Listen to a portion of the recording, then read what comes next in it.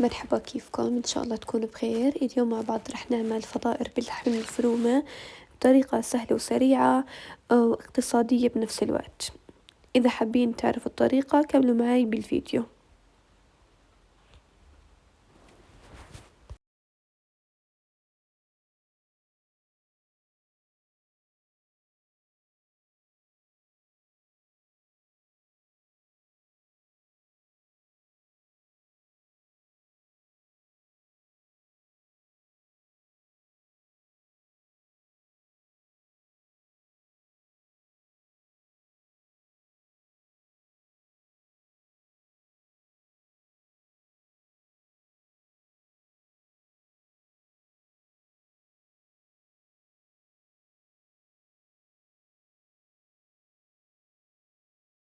أول إشي رح نضيف أول إشي الحليب، بعدها رح نضيف عليه الزيت،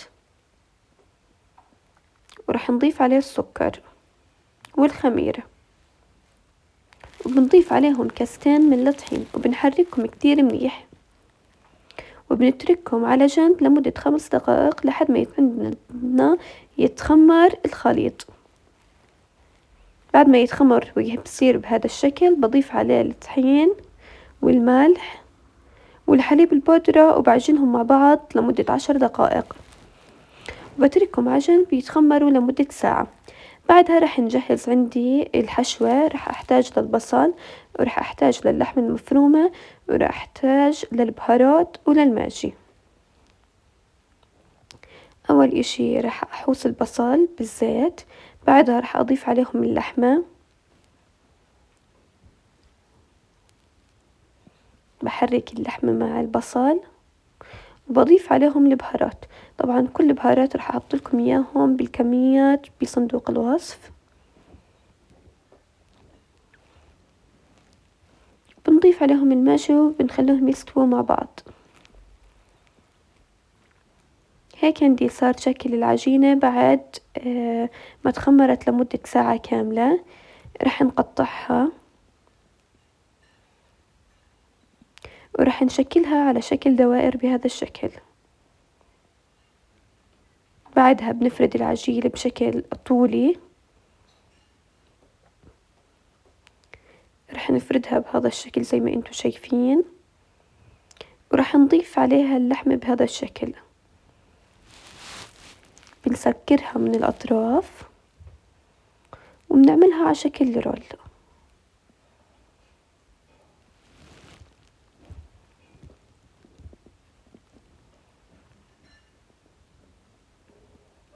مهم كتير منيح إنه نسكرها منيح عشان ما تفلت عندي بالخبز.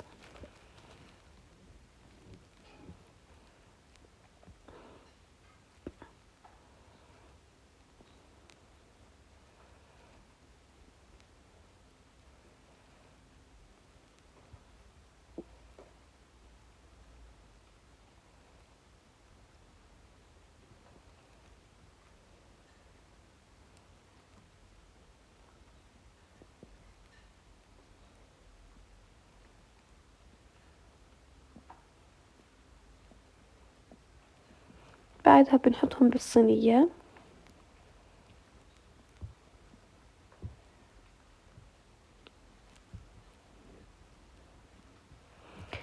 بنضل نستمر بالكمية لحد ما نخلصها.